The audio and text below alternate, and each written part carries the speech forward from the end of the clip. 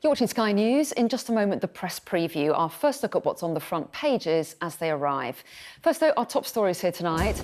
And a red danger to life weather warning for tomorrow. Schools are closed and rail services suspended as forecasters say Storm Eunice could bring record winds to much of the UK.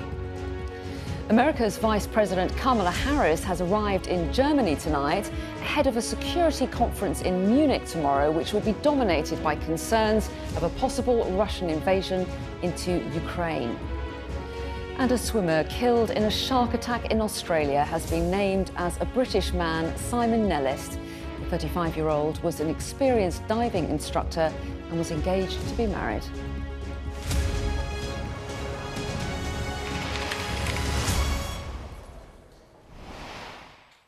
Hello there, you're watching the press preview. Our first look at what's on the front pages as they arrive. So it's time to see what's making the headlines with Olivia Utley and Ian Dunt. So a very good evening to both of you. Good to see you both. And I'm very pleased to say that they will both be with us from now until just before midnight. So let's take a look then at what's making the front pages. And red alert is the Metro's headline as Storm Eunice bears down on the UK, threatening widespread damage and even a threat to life. The Eye says the country is braced for winds of 100 miles an hour in what's been described as a rare sting jet storm. And a similar take to the Daily Mail. The Sun describes it as the 100 miles per hour killer storm. The Financial Times, meanwhile, leads with Joe Biden's warning to Western allies that Russia could invade Ukraine within the next few days. The Daily Telegraph says that Biden and Boris Johnson believe what they call false flag attacks to give Russia an excuse to invade have already begun. And it's the same story for The Guardian. The Times reports that Whitehall is convinced Putin is about to invade. Inhumane is the Mirror's headline. They lead with an investigation into how shortfalls in social care have forced thousands of elderly people out of their homes. And a reminder that by scanning the QR code that you'll see on screen during the programme, you can check out the front pages of tomorrow's papers for yourself while you watch us.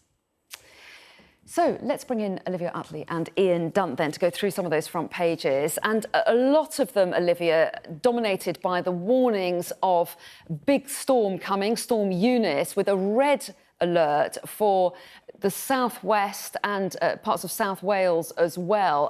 Quite a rare warning, that, isn't it? Yeah, it sounds like it's going to be the worst storm in over 30 years. It's being compared to the 1987 storm, which obviously destroyed huge swathes of forestry in the UK. Those were 120-mile winds. These are 100-mile winds, so not quite as bad. It compares more closely to the Burnsday storm of 1990, in which 47 people died. So it's a pretty big deal, and people are being advised not to travel. There are no trains operating in the whole of Wales tomorrow. People are being told to stay at home, not walk near the sea. It's pretty scary, and it's coming tomorrow, right on the back of Storm Dudley. That's right, Storm Dudley, which particularly affected the north of England and Scotland, of course. And Ian, if we look at the Sun as well, they've got a 100 miles per hour killer storm, and similar headlines on a number of the other papers as well. And to some extent, I guess these headlines are useful for a government trying to encourage people to heed warnings and not go out. Yeah, we're quite far away from that experience in 1987, aren't we, where our main feeling was that we hadn't been suitably warned. And even, I mean, I was very young when that happened, but I remembered that was the first thing people were talking about the next day. It was the lack of warning. And of course, that famous Michael Bush sort of footage of him sort of downplaying it, something which he later claimed did not take place. This time, that's not what we're getting. We're getting pretty much full-bore tabloid and broadsheet warnings. I mean, the Met Office stuff, it's sort of quite hard to know what to do with some of it. I read it. I'm not in a sort of red warning area. I'm in an amber warning area. But for red warning areas, it was like you should take steps to protect your property, you know, and to protect yourself within the property. And I just sort of thought, well, I'm not entirely sure what that is, what we could possibly be doing that would achieve that. But it seems that at the moment, the recommendation is basically just stay in your house, which shouldn't be too hard because it looks like this thing hits at about 3 a.m. and should be mostly over with by 9 a.m. In my very quick research project on what this kind of storm entails. It seems that it is fierce, but it doesn't last for very long. Well, yes, and I think for the red area, I think I'm right in saying it's in place between 7 and midday for that southwest area. But yes, you're right, and some of the advice that people have been talking to me about is, to make sure that garden furniture, anything that could be whipped up by a strong wind, should make sure that that's secure. But you're right, there's a certain amount that people can't do if you've got trees or tiles coming off roofs. You just have to avoid going out, don't you, Olivia? But I guess, given that there is this strong warning from the Met, the big question will be what the response is like once the storm happens, whether or not power is reconnected quickly, if it's lost somewhere, if trees are cleared off roads, and if there is flooding, how that's dealt with. The test will come after the event. Yeah, absolutely. And we all remember the storm a few months ago, or in Scotland and the north of England, which was actually kind of shamefully ignored by quite big parts of the London media, or not ignored, but underplayed. But there were people who were living without electricity for days, and in some cases weeks. So it's whether that we're ready to respond to a storm like this, which will be the test in days to come. But as Ian said, it does feel like we're quite well prepared. We've been talking about this for a few days now, so there's no excuse really if the emergency measures aren't in place to get lives back on track once the storm has passed, which hopefully will be by tomorrow afternoon. Absolutely. Let's hope that it doesn't leave too much damage. But Ian, I guess as well, it'll be a test for various flood defences as well. I mean, we have had warnings, haven't we, from the Environment Agency that I think they put out a report saying adapt or die. They're saying that we're going to get more extreme weather events with climate change in future, so that money has to be invested to make sure that we can protect ourselves against the worst damage that it might cause. Yeah, and I mean, the flood argument is made almost every year. Almost every year, we have a story of severe flooding that is told that we could have done more to defend ourselves against it and could more quickly deal with the ramifications of it. These storms themselves, I'm going to put a health warning on this as well, because then maybe that I'm called up by the environment lobby on it. But my understanding is that this is just something that happens. It is not connected towards climate change. But of course, we are seeing more extreme weather events. You can feel the mildness of this winter as well as an indication of that. And you need an effective system for it, an effective system to deal with the aftermath. Exactly. So storms covering a lot of the front pages, but the Ukraine situation once again featuring prominently as well, Olivia. You picked out the Telegraph's front page, and they've got a picture of Boris Johnson there on the cover in the cockpit of a Typhoon fighter jet. Their headline, Russia begins false flag attacks. And perhaps you should remind us what false flag attacks are, if you can, as well. Yeah, so this is very worrying, and it's exactly the sort of sign that we were hoping not to see. It's that Russia is trying to make Ukraine look bad. There's been a sort of skirmish in the Donbass region of Ukraine, and Russia is trying to pin the blame on Ukraine and act as though the Ukrainian military is being aggressive, so that it has an excuse, is the idea, to then invade Ukraine. And obviously, Biden and Johnson and other Western leaders sort of see straight through that. But that is one of the 7 signs the Telegraph talks about that an invasion is coming. When we start seeing these false flag attacks, when we start seeing Russia try to paint Ukraine as aggressive militarily, then we should start to worry. And the fact that we're seeing it now suggests that, these reports over the last few days, that the briefings that Russia is actually stepping back from the Ukrainian border, sounds like it was just sort of talk from the Kremlin, and we're sort of ramping up, ready again, as we were a few days ago, for this invasion. And I think, it plays into Putin's hands, really, doing this. He says he's drawing back, he says, and then he does these false flag attacks and is coming forwards again. And he's got the West sort of wrapped around his little finger, just waiting on his every move, which is exactly where he wants us. Well, yes, and it is very difficult to judge the situation, isn't it? Clearly, leaders are expressing concern. If we look at the front page of the Financial Times, they've got the US President Joe Biden's warning, Russia poised to invade Ukraine within days, he said. So it is very difficult to know where we are now. Does it feel to you as if that window of opportunity for diplomacy is closing? How do you read it? No, you can't make any judgments about the situation at all. And that's on purpose. That's a weaponized form of uncertainty deployed by Putin. He's been deploying this for a very long time now.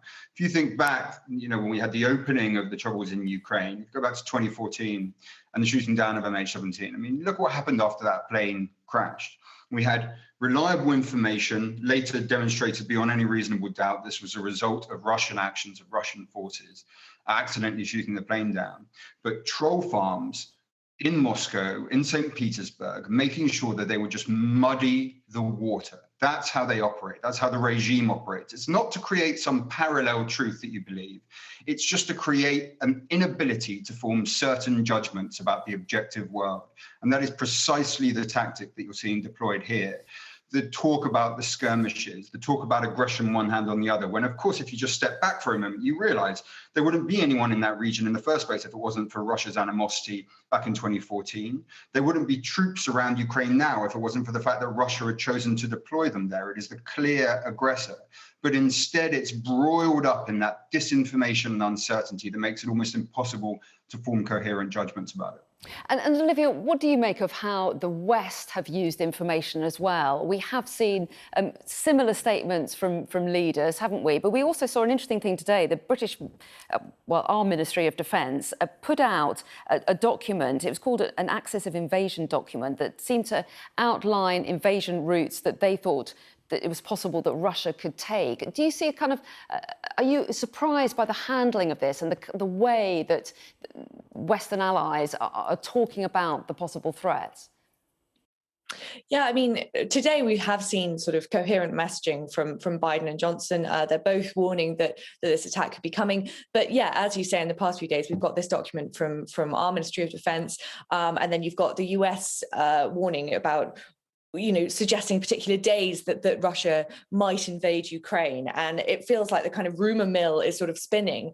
And it seems like it's a little bit sort of out of control. It doesn't seem like there's one unified Western response. And again, that sort of, and we've also seen Macron and Scholz taking a slightly different line to Boris Johnson. And again, that plays into Putin's hands because part of his strategy seems to be to prove that the West is divided. And even if the invasion doesn't go ahead, it'll be quite hard for Europe and the West to sort of claim that as a win, because Putin has proved really what he needed to prove, which is that Europe and America can't really present a totally united front on this. We're all doing our own separate things, preparing for invasion. Occasionally we come together with one sort of joint statement, or at least statements echoing each other. But quite a lot of the time, our response seems a little bit all over the place. OK, we're going to take a break right now. Lots more to talk about in just a moment, including the Daily Mail's message to the royal brothers, who they described as the pampered princes.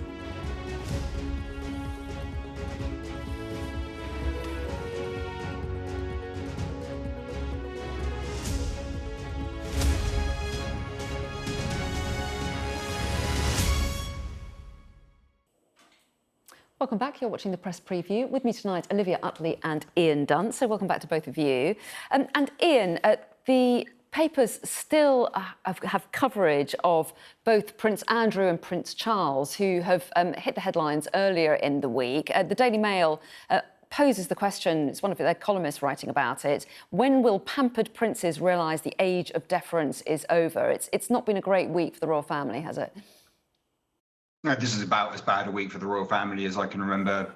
I mean, certainly since the death of Princess Diana, it's hard to think of anything worse. And the firm will have taken substantial PR damage over this that it probably won't quite get over. There'll always be that slight smell, that whiff of association with Epstein, with what went on there.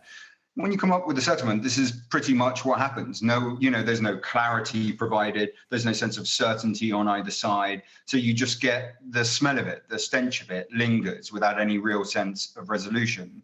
I do think probably that common piece gets a little bit overexcited. I mean, there's a part where there's a suggestion of maybe Charles, who's embroiled, or at least his charity is embroiled in questions around the corruption inquiry. We're still not sure of any of the firm details on that yet. Whether perhaps Charles will just have to step aside and William will become king when the Queen goes, sort of thing. OK, I think we may need to calm down a little bit here and take things one step at a time, because I think that's really quite unlikely to happen, even if it does speak to this quite long-lasting hatred of Charles in some parts of the left wing and the right wing press, this real discomfort with him and a desire to see him hurt. I don't think we have any evidential basis to think that things would be that severe right now. Well, yes, and there's an article inside the Metro, isn't there, again asking the question of how the settlement that Prince Andrew has agreed with Virginia Giuffre will be paid for. Their headline is Queen chips in with $2 million for Andrew's settlement, but various figures about the total being a lot more than that, of course, between 10 and 12 million, I think has been mooted. Olivia, do you think that the public are going to change their opinion of the royal family with stories like this? I mean, after all, it's supposed to be the year of celebrating the royals with the Queen's Platinum Jubilee. I sort of agree with Ian that there is a danger of getting a bit too overexcited. And, 30 years ago, scandals like this in the royal family were very rare. But ever since the Queen's, annus horribilis in 1992, I think it was, there have been quite a lot of scandals to hit the royal family, and they do seem to weather them. And I think the Queen's personal popularity helps with that. And also Charles, of course, there is a lingering dislike of Charles among some sections of Britain. But actually, I thought that the response to Camilla being called Queen Camilla when Charles was made king was very muted and actually quite supportive across much of Britain. Decision not to offer finance. So I think, attitudes towards Charles are very much softening. So okay. I think definitely the royal family will weather this. That piece about Andrew is just astonishing, really. He's feeling relatively chipper, apparently, and he's thinking about a future, perhaps taking another public role, which is, what is he thinking? But, there we go. We must leave it there, but I'm pleased to say you're both going to be back with me at 11 o'clock, so we can revisit some of these stories and some new ones a little bit later. So thanks very much indeed for now.